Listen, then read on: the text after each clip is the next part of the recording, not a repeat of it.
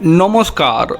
বঙ্গ বলছে YouTube channel আরজি করে নির্যাতিতা তরুণী চিকিৎসককে ধর্ষণ খুনের ঘটনাতে প্রতিবাদ জানিয়েছিল। এখন বারুইপুরে ছোট্ট 10-12 বছরের নাবালিকাকে যেভাবে ধর্ষণ করে খুন করা হয়েছে সেই ঘটনাতেও একই রকমভাবেই প্রতিবাদ জানাচ্ছে। কিন্তু বারুইপুরে ঘটে যাওয়া এই ধর্ষণ খুনের ঘটনা নিয়ে কিছু কথা আপনাদের কাছে বলতে চাই।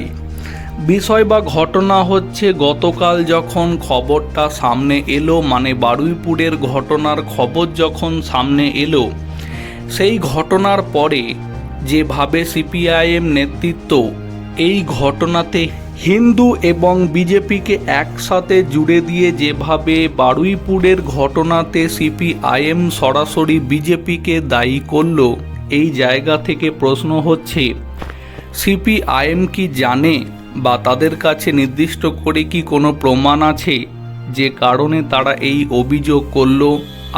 তাহলে কি এই ঘটনার পেছনে সিপিআইএম দলের কোনো মারাত্মক ষড়যন্ত্র কাজ করছে কি? অন্যদিকে বারুইপুরের ঘটনার পরে মমতা তৃণমূলও ঘোলা জলে মাছ ধরার জন্য এখন উঠে পড়ে লেগেছে।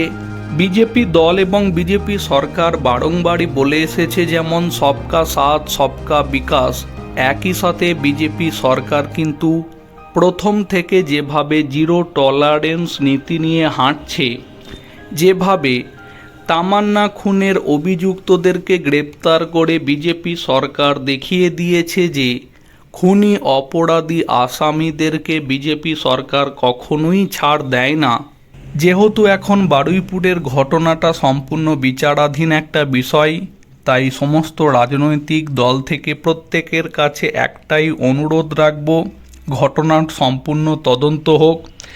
দোষীরা যে রাজনৈতিক দলেরই হয়ে থাকুক না কেন, আশা রাখব বিজেপি সরকার দোষীদেরকে চিহ্নিত করে তাদেরকে আইন মোতাবেক ঠিকই উপযুক্ত শাস্তি দেবে।